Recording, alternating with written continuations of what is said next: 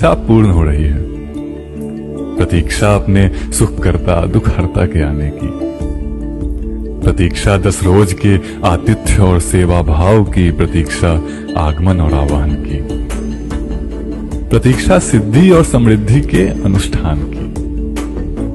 बप्पा आ रहे हैं प्रतीक्षा पूर्ण करने, ईश्वर बनकर नहीं, सबके सखा बनकर।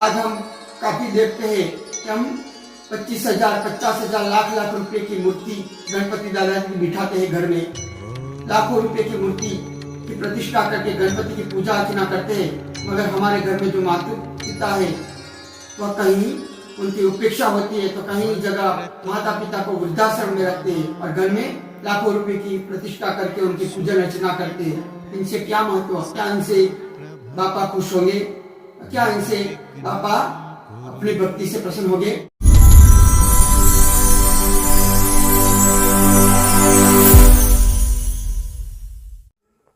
नमस्कार, जय गजानन। अभी हम हमारे हिंदू धर्म में गणपति बापा के पूजन के दिन चल रहे हैं और धीरे धीरे विसर्जन की ओर हम बढ़ रहे हैं। तो मेरा यह वीडियो हम गणपति दादा के महत्व को समझे, गणपति बापा के जीवन में से कुछ प्रेरणा ले, इसके लिए मैं आपके साथ गणपति दादा के जीवन के 2 प्रसंग शेयर करूंगा।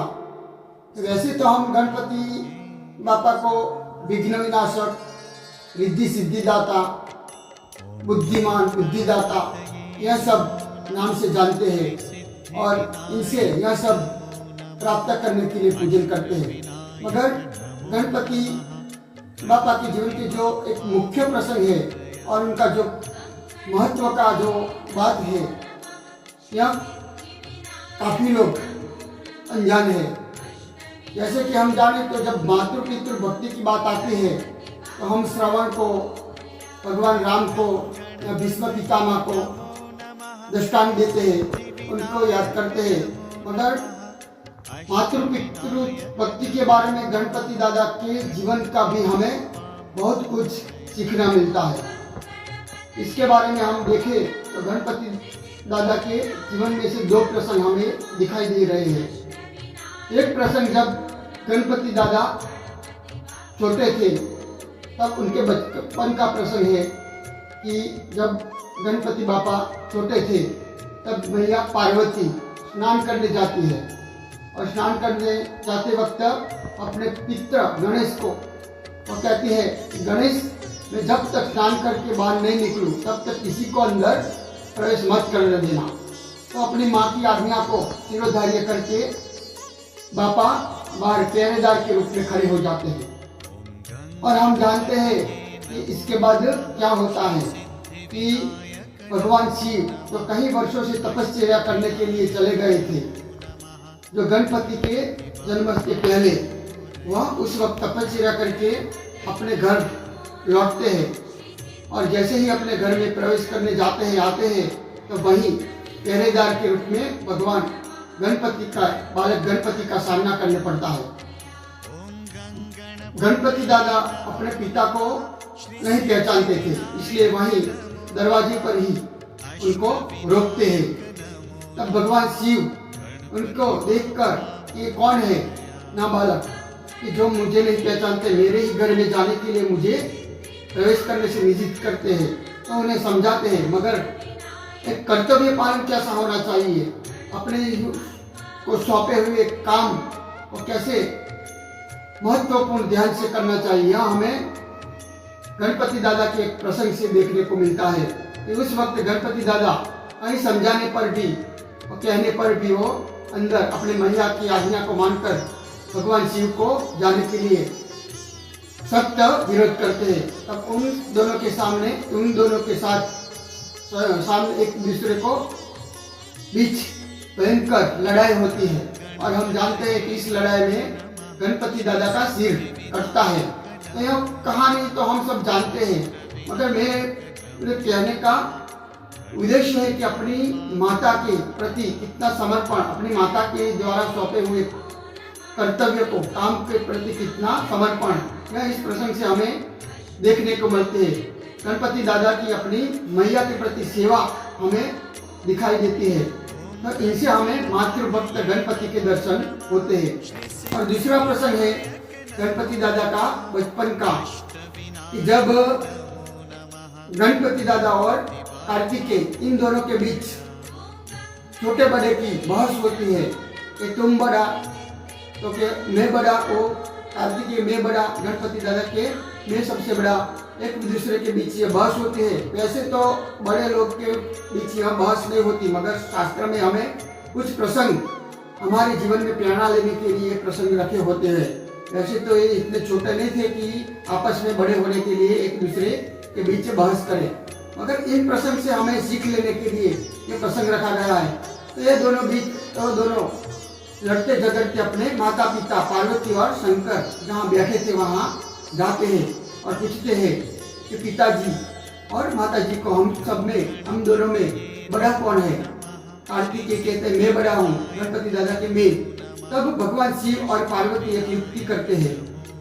भगवान शिव उनकी ज्ञान की परीक्षा लेने के लिए एक युक्ति करते हैं, क्योंकि भगवान शिव स्वयं ज्ञान के राणा है, ज्ञान के देवता है, और वह जो जिस कार्य में प्रयत्न होते हैं इसी कार्य की परीक्षा लेते हैं।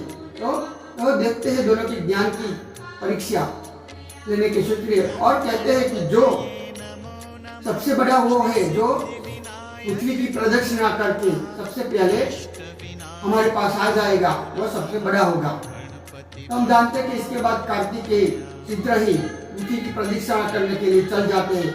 अपना वाहन मोड़ को निकल पड़ते हैं पृथ्वी की प्रदक्षिणा करने, मगर गणपति दादा जो सबसे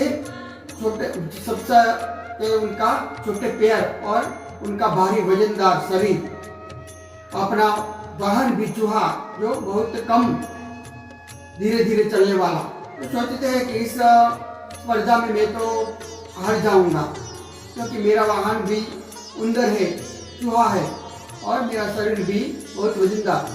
तो वो एक युक्ति करते सोचते हैं कि मैं क्या करूं। फिर उनको एक कार्य आता है और वो वापस आते हैं।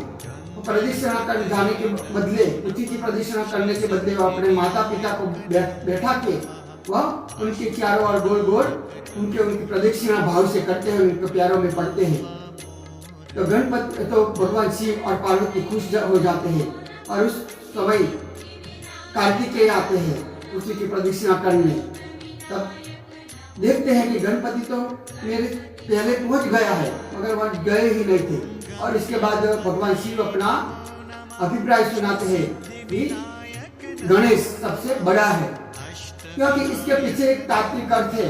एक व्यक्ति, आज हम व्यक्ति को समाज में पैसों से या तो धन पद प्रतिष्ठा से बड़े होने का दर्जा देते हैं, मगर हमारे हिंदू शास्त्र में, हमारे हिंदू धर्म में कभी भी व्यक्ति की महानता को उनके पैसे से या बुद्धि से या और पद प्रतिष्ठा से कभी नहीं नापा गया, मगर जो ज्ञान से, जो समझ से, जो समझवान है, जो ज्ञानवान है, वह ही सच्चा बड़ा है, वही सच्चा सबसे महान है। तो गणपति दादा इसके पीछे यही भाव आते कि व्यक्ति की बढ़ाई पैसों से या धन प्रतिष्ठा से नहीं, मगर उनके ज्ञान से होनी चाहिए।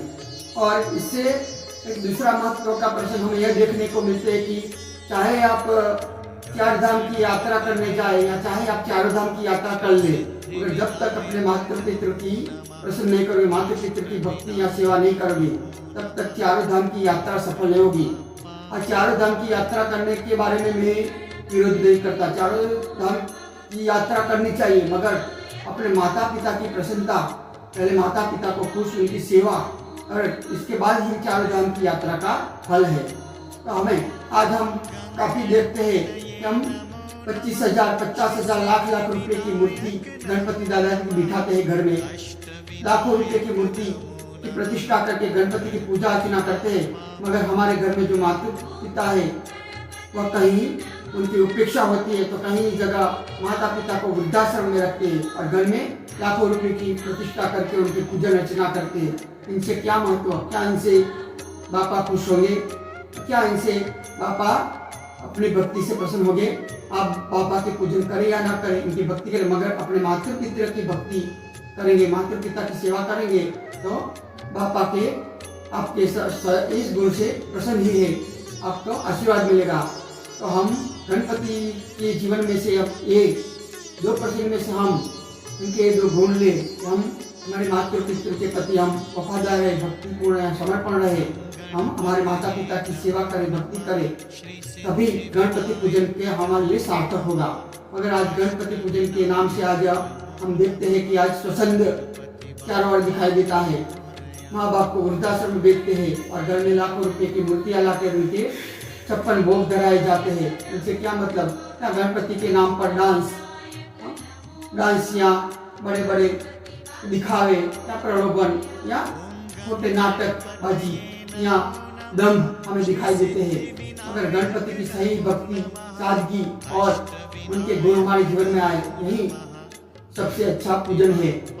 और गणपति की हम देखें तो गणपति के पूजन कैसे हमारे देश में, कैसे हमारे गुजरात में आए, तो हम जानते होंगे इस हमारे देश में जब अंग्रेज का शासन था, तो अंग्रेज इस वक्त हम हमारे देश में अंग्रेज शासन के सामने स्वतंत्रता की लड़ाई लड़ रहे थे नेता हमारे भारतीय हिंदू लोग।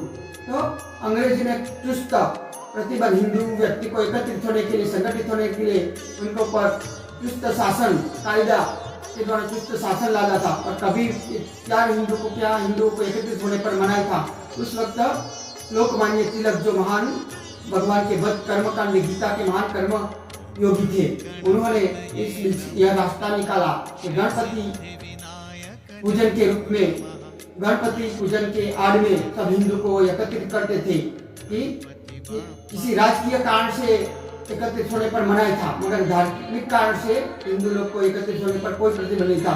तो इस कारण गणपति के पूजन के रूप में लोकमान्य तिलक हिंदू को एकत्रित करते थे और हिंदू को जागरूक करने के प्रयास करते थे।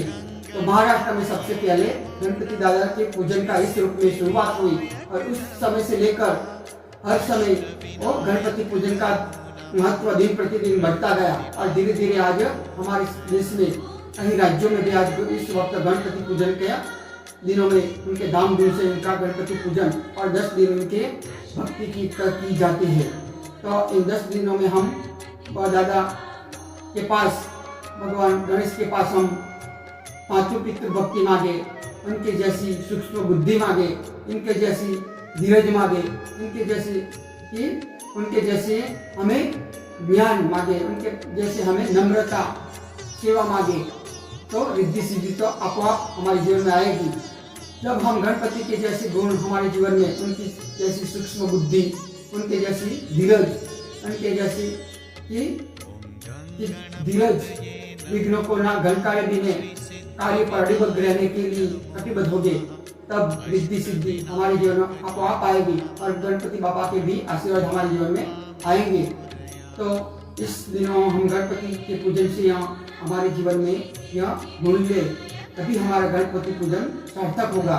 तो हमारे जीवन में बाबा के आशीर्वाद मिले, हम सब के जीवन में गणपति के पूजन का सही मतलब समझो और सही समझकर हम भगवान गणपति की बड़ी धामधूम से पूजन अर्चन और भक्ति करें और इनके जीवन में गुण लाए।